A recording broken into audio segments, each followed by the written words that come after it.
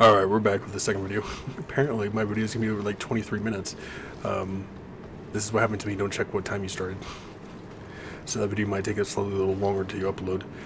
Oh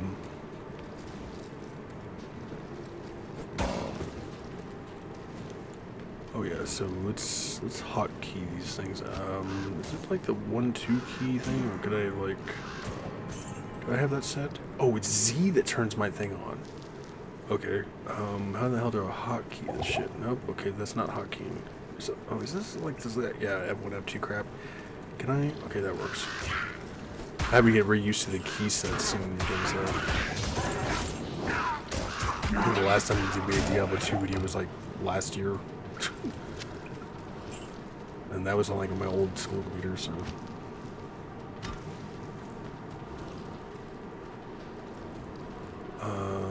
It's gotta be a red guy or a zombie. The one thing too, if you decide to do a physical form of the Druids or the Were Druid, you know, don't automatically just rush in there. You know, let your summons kind of distract the enemies, see what you're going against, especially bosses, especially if it's your first time ever playing Diablo 2. I know there's going to be a lot of people who play games like D&D and other versions of that, but they're going to rush in there. You know, they've got medium equipment, and, you know, they've heard how easy this boss is. Phase 2 is a little more difficult, but, you know, they've got it, and they rush in there, and then they immediately die. Oh, he's been summoning them. That's one of your biggest mistakes to do. Is that all of them? But let your summons go in there, let them do some damage, see how long your summons are going to last, especially against enemies like Doriel, who tend to one-shot any forms of your summons. Necromancer has the slightest advantage of that because he can have multiple summons, so even with multiple skeletons, you know, you can have up to like 5 before it starts requiring you to have more points into them. Burden my ass. We can make some room in here, sir. But because he has access to spells, stuff like Amplify, which is doubles the damage enemies take from physical and magic, he has a huge advantage in that situation with Doriel. The Druid, on the other hand, not going to really have that option. Same thing with the Amazon, which I believe you do not get Valkyrie until 24. And even then, if you use something like Decoy, put a lot of points in there, it will last a bit, but it will not last long enough for you to put a serious hit on Doriel unless you're using some form of lightning build. So, okay, more resistances, and that gives me lightning resistance too. Oh, they're just stacking us up the resistance. It's good with me.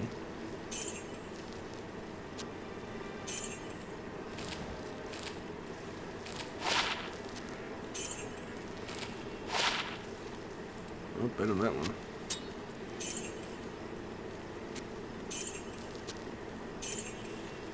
I didn't mean to sell that. Now you want 400? Screw you.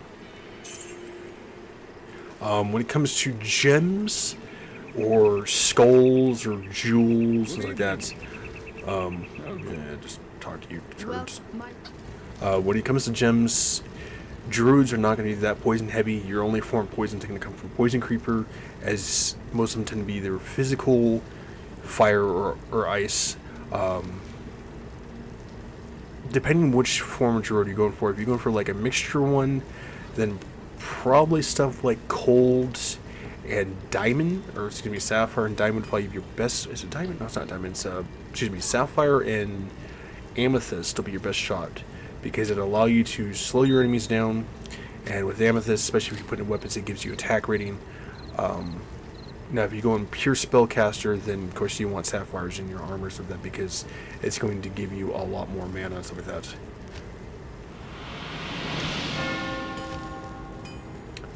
What the hell level were we? 4? So I'm not getting this until level 6. Not worried about that crap. I think that's level 6. So we'll save points so we can. I know. Wait, we gotta get this too. Ooh. 4 of them. We're gonna actually save our points because we're gonna need them for those next 3. Oh shit! No, I can always get Artic later on. It's not a mandatory one, anyways. So let's get Artic later. We'll get Artic before we get to Dariel, so that'll save a lot of trouble. I still need the 2 points of that, but we'll put the extra point in the creeper by. You may hear people in the background, so I do apologize.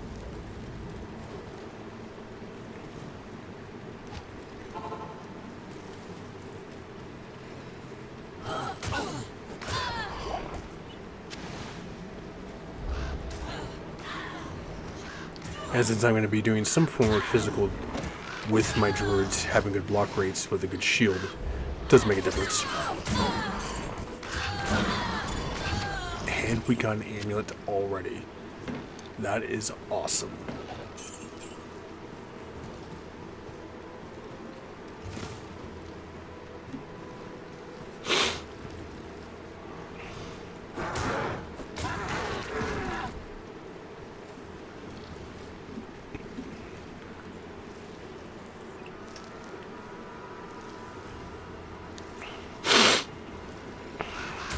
Now, when it comes to druids with PvP, Hurricane druids are going to always be your best friend. Like I said, it's the most broken druid to ever be made. It's also one of the most powerful characters to ever be made. But when it comes to PvP, a lot of people do not do summons. If they do, it's because they're going to do a werewolf build. Even then, back in the day in OG, before rune words and set pieces are really a thing, and it was just unique items and stuff like that, Ribcracker was your best friend, especially if you can get ethereal and put a Zod rune into it to make it indestructible. You know, you'd be hitting like 3 or 5k easily if you had the right build with your Were-Druid. And you have enough lifesteal, you wouldn't be able to be killed anyways. But that's like long old school days like that. Most people don't even make Were-Druids anymore anyways. If they do it, they just get they only use it for the beginning purposes of Diablo till they get to Act 5 and stuff like that, then they'll like reset their character and stuff, so.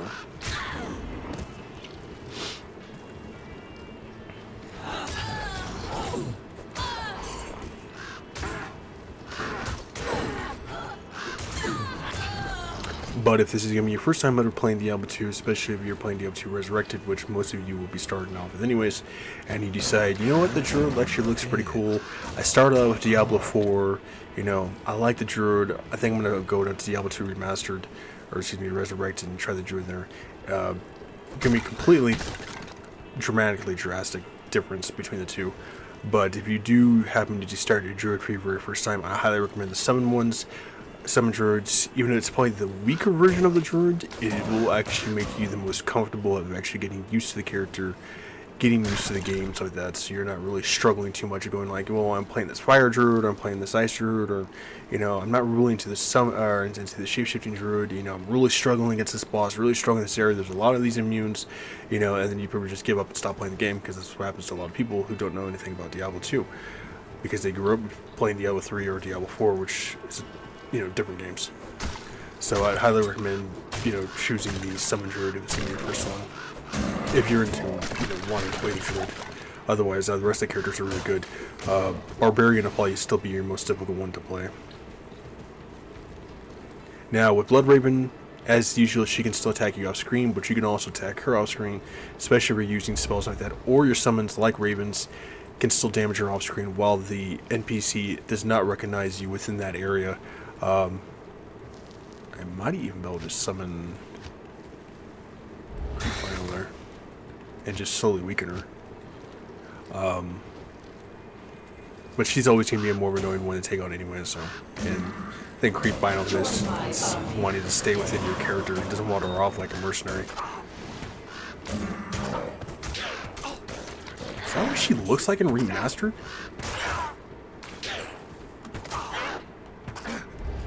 She looks weird in Remastered. Yeah, she looks way better in OG version. What the hell did they do to Bloodraven? Jeez. Looks terrible. I don't like that version. That version looks way terrible. Now when it comes to mercenaries, as you know, there's the 4 mercenaries. You know, I think there should have been 5 in my opinion. because I think Act 4 should have got a mercenary. Should have got the first form of angel anyways. Choice optional. If it's your first time, you feel more comfortable having a long distance mercenary, then always go with the archer. Do not choose a goddamn mage. Act 3 mercenaries are just completely goddamn useless in my opinion. The only good ones are really going to be is the cold one, and even then, that's only going to be for stalling groups of enemies or stalling bosses like Diablo, Mephisto, so on and so forth, with cold enemies. Act 1 mercenary, even the cold version is going to be better than the Act 3 one because they have faster attack speed. They're going to get access to a lot more. They may not have the resistances like an Act 3 mercenary would, especially if you give them a shield. But when it comes to just pure raw damage, Act 1 mercenary, cold, is going to be your best friend. But if you're going to step it up to the next level, especially if you're going to go into areas like Nightmare and Hill difficulty, then the Act 2 mercenary Holy Freeze is always beneficial, especially if your summons are not that strong.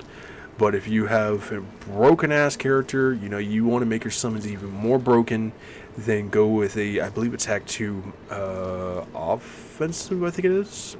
It's either offensive or it's combat, one or two. Whatever one that gives you might. And that'll actually increase not only your damage, your mercenaries' damage, and on top of your damage of your summons and stuff like that too. So.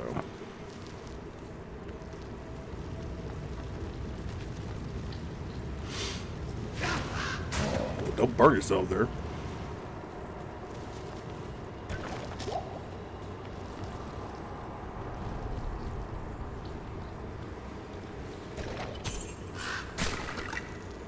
And this is where ravens come in really handy, especially in dark areas where you may not have the best light radius.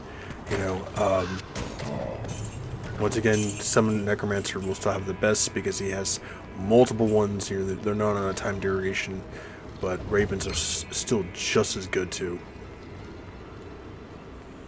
Plus, the only difference between the ravens being actually better than skeletons, once again, single corridor areas where skeletons will actually stack on each other where they cannot actually move.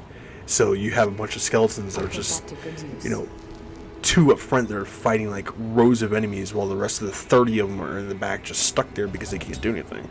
So ravens have the ability to pretty much just pass through your following allies without actually having to be stuck within that certain area and just circling around not doing a damn thing. Same thing with creep vines too, because they actually go under the NPCs instead of actually having to physically go through them. So it makes it really nice. The only problem with that is once you start coming across enemies that are actually immune to poison, especially in areas like Lost City, where you have the plague bearers and stuff like that, where they're actually immune, or someone might be immune to poisonous this.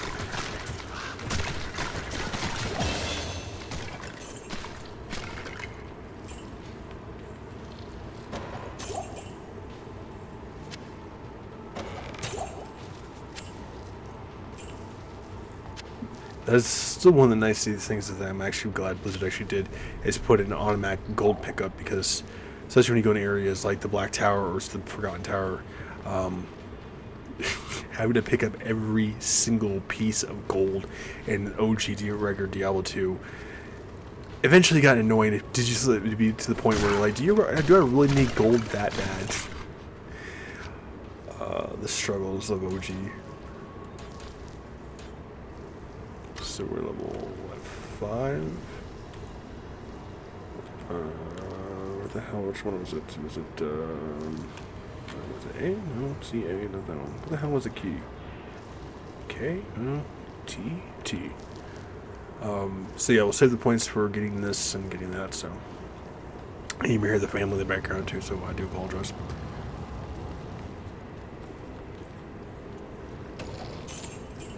And if you haven't seen them already, go check out the rest of my other Diablo 2 walkthroughs and challenge builds that I've actually done. Most of them are based all around the original Diablo 2 that I actually had set by using Pluggy.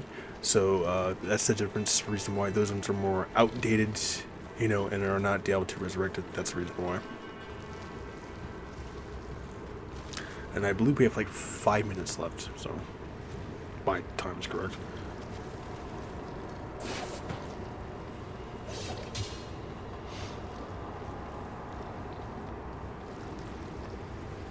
That's another kind of thing I wish that they actually put into Resurrected.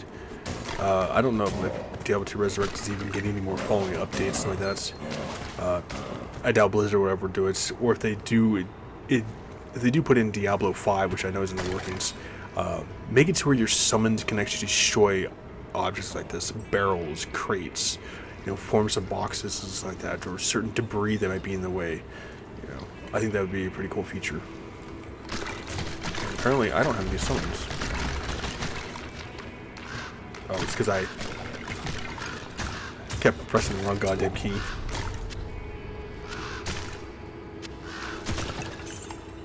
I'm like, I don't have any summons. Where the hell are my summons at? And that's the reason why.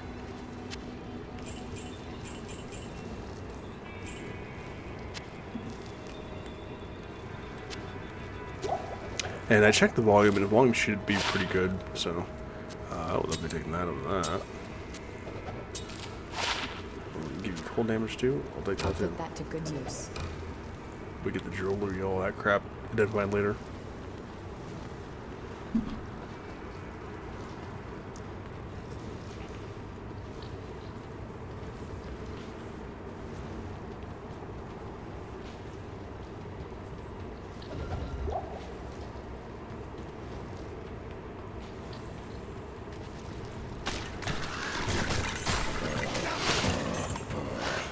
It's one of the also niceties too with the summon druid is the fact that once you reach a certain distance from your summons, usually they tend not to despawn. If any of them do, it might usually be the ravens, but everything else should actually teleport up to your character. Unlike the Necromancer, where you could actually lose a lot of your skeletons like that to just straight despawning because you went too far away from them and stuff.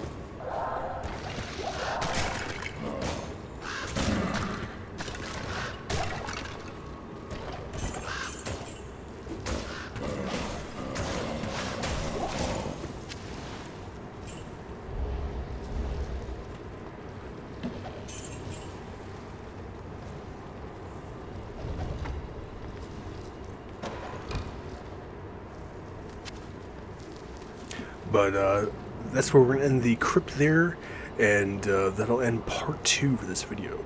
So stay tuned for more of them. Like I said, I'm going to have a crazy weekend coming up this one weekend in a town goddamn event. So I will be extremely busy, but I will try to get recordings on and off on my break if I have the time. But either way, stay safe, healthy, and sanitized. Please drop a like, subscribe in the comments below, share my videos, and if you like Diablo 2, check out the rest of my content. I've got quite a bit of challenge runs and some of my own Diablo 2 campaign story modes that I personally made myself. The story itself, not the game. That's owned by Blizzard. But I'll see you guys.